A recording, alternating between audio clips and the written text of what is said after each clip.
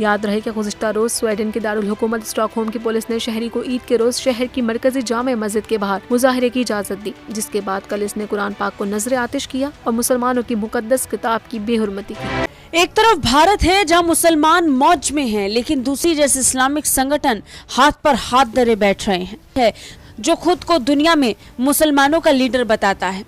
दरअसल Sweden police ने मुसलमानों के पवित्र ग्रंथ कुरान को जलाकर प्रदर्शन करने की मंजूरी दे दी है। इंडिया की इम्पोर्टेंस की अवेयरनेस बढ़ गई है, पब्लिक में भी पर्कुलेट होने लगी है बात, and it will help to a large extent diaspora का भी इससे फायदा होने वाला है। अवेयरनेस हर बंदे को खुद से सोचना है कि उसका राइट क्या है। जब हमें अपने राइट्स का पता लग जाएगा तो पाकिस्तान ऑटोमेटिकली हमें तरक्की अपनी करेगा। मिस्टेक का ही नहीं जब तक पता चलेगा, अपनी हिस्ट्री की आपने जैसे बात की उसका ही नहीं पता चलेगा तो हम कैसे जान पाएंगे हमारी गलती क्या है। अब हिस्ट्री जैसे आपने बताई है, ये हिस्ट्री तो हमारी बुक में नहीं है। इवन कि आप देख लें कि जो अफगानिस्तान से आए हैं सब कॉन्टिनेंट के ऊपर क्या लेने आए थे। अच्छा, हमें तो हीरो ही बताया गया ना। बिल्कुल ऐसे ही है, बड़े बड़े नाम है। वो एक्चुअली हीरो थे। मेरा सवाल है आपसे, पाकिस्तान जब बन रहा था कैसे कैसे नारे लगते थे, लड़के लेंगे पाकिस्तान, छीन के लेंगे पाकिस्तान। आज पाकिस्तान की जो सरकार में बैठे हुए लोग हैं, पाकिस्तान की इकोनॉमी सुधारने में जिनका एक पैसे का इंटरेस्ट नहीं है, सिर्फ और सिर्फ अपनी जेबें भरने के लिए IMF से वो मांग रहे हैं कर्जा। और IMF स्वाभाविक सी बात है इनके ऊपर शर्तें लगाएगा कि भैया कमाई करोगे कहाँ से। उसी के चक्कर में पेट्रोल पर टैक्स, सब्सिडीज़ ख़त्म करना, जितनी ये मुफ्तखोरी चल रही थी, हेल्थ कार्ड, ये कार्ड, वो कार्ड, सब बंद करना। जो सरकार टैक्स छोड़ रही थी, पाकिस्तान की सरकार पहले एक टाइम पे ये करती थी कि तेल और काफ़ी सारी चीज़ें बाहर से महंगा खरीद के सस्ता बेचती थी। IMF ने वो कैप हटा दिया, कहते ये सब नहीं चलेगा, सब्सिडी जो उसमें प्रॉफिट भी बढ़ाओ, बराबर में मत बेचो, प्रॉफिट कहाँ बेचो। पेट्रोल महंगा करना पड़ा, बिजली के बिल बढ़ाने पड़े दाम। अब जा करके कफन जैसी चीज़ों पर भी टैक्स लगाना मजबूरी हो गया है पाकिस्तान की सरकार की, वरना कहाँ से आएगा। अभी तो आप देखते जाओ, अभी तो कुछ दिनों में क्या पता ये किस चीज़ पे टैक्स लगा दे। पाकिस्तान ने स्वीडन के दारुल हुकूमत स्टॉकहोम की मस्जिद के बाहर ईद उल अजहा के रोज कुरान पाक को नजर आतिश करने और बेहुरमती की शदीद मजम्मत की है। एक बयान में दफ्तर खारजा ने कहा है कि आज़ादी इजहार और एहतजाज के नाम पर इम्तियाजी सलूक, नफरत और तशद्दुद के लिए उकसाने के अमल को किसी तरह भी जायज करार नहीं दिया जा सकता। बैनुल अक़वामी कानून तमाम रियासतों को पाबंद करता है कि वो मजहबी मुनाफरत की हिमायत करने वाले ऐसे किसी भी अमल की रोकथाम करें जो तशद्दुद को भड़काने का बाइस बन सकता है, वो भी मस्जिद के सामने जलाने की। हालांकि स्वीडन की पुलिस ने सिर्फ एक शख्स को इसकी मंजूरी दी। पुलिस ने देश की मुख्य मस्जिद के बाहर कुरान जलाकर प्रदर्शन करने के अनुरोध को स्वीकार कर लिया। हालांकि ये मंजूरी सिर्फ एक ही दिन के लिए दी गई है। अब इसके आगे ये भी जान लीजिए क्यों और कैसे मस्जिद के सामने आग के हवाले की जाएगी मुसलमानों के उस ग्रंथ को जिसका नाम है कुरान। दरअसल इसके तहत प्रदर्शनकारी कुरान की प्रति फाड़कर और उसे जलाकर विरोध करेंगे।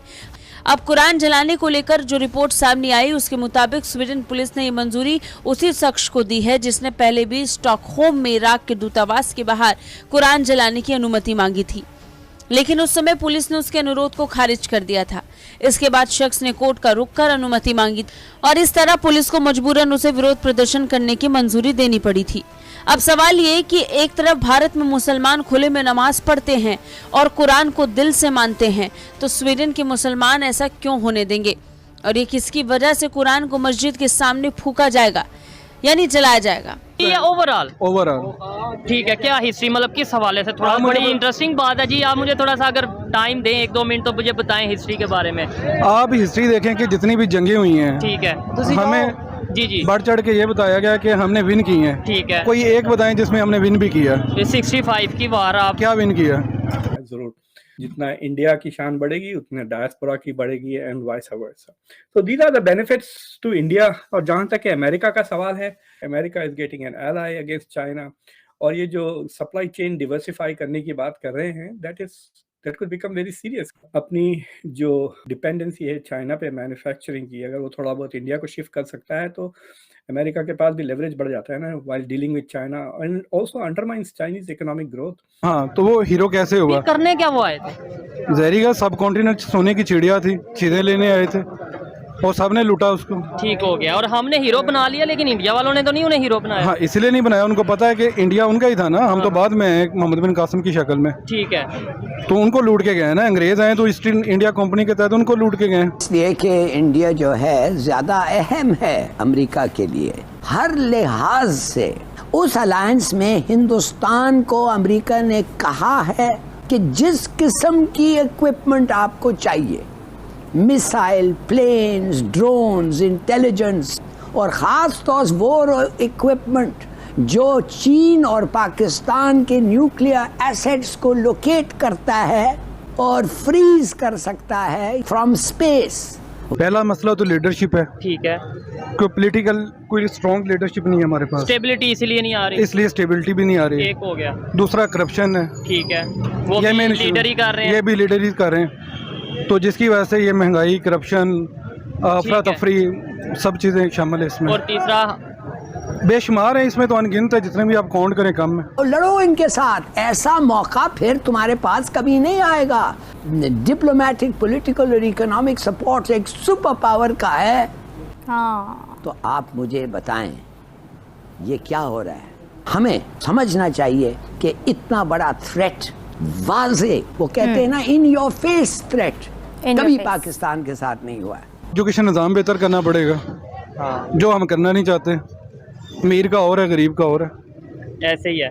आप क्या मुझे कोई सजेशन दें, या क्या हम ऐसा करें जिससे चेंज आ जाए? अवेयरनेस आपने बोला, एजुकेशन सिस्टम, ये मैं तो नहीं कर सकता। ये देखें, एक तो जो आप मीडिया से जैसे हैं जी, तो सबसे पहले ये चीज़ पॉजिटिविटी जो है ना मीडिया लेके आता है। बिल्कुल। हमारा मीडिया तो नेगेटिविटी पे बिकता है सारा। तो ये इंटरनेशनल गेमें होती हैं, उसका हिस्सा बन के आप जब खेलते हैं तो उसमें सबसे बेहतर डील लेना आपका काम होता है।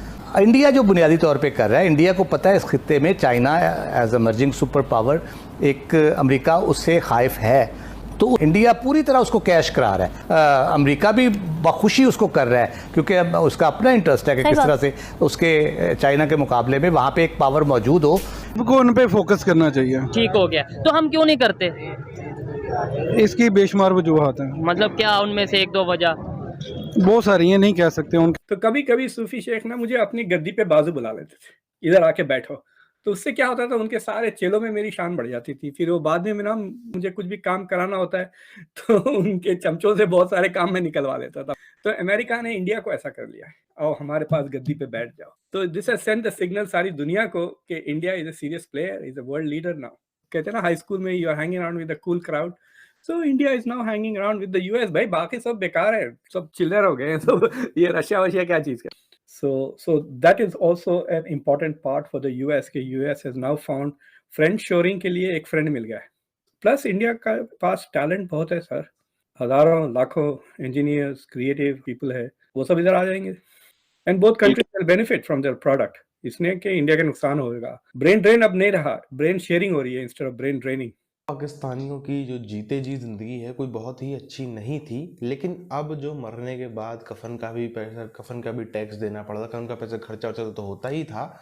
अब पाकिस्तानियों को करीब अगर कोई पाकिस्तानी है तो उसको इज्जतदार कम पैसों वाली मौत भी नसीब नहीं हो सकती है। अभी जिस तरीके से वहाँ पे टैक्स लगाया जा रहा है, क्योंकि इनके पास कोई और रास्ता है नहीं। 70 सालों में, 75 सालों में इन्होंने अपने देश में कुछ भी इन्होंने ना अपने पब्लिक को पढ़ाने लिखाने फोकस किया, सबको मदरसों में भेज के सबको आतंकवादी हाथ बंदूकें पकड़ा दी।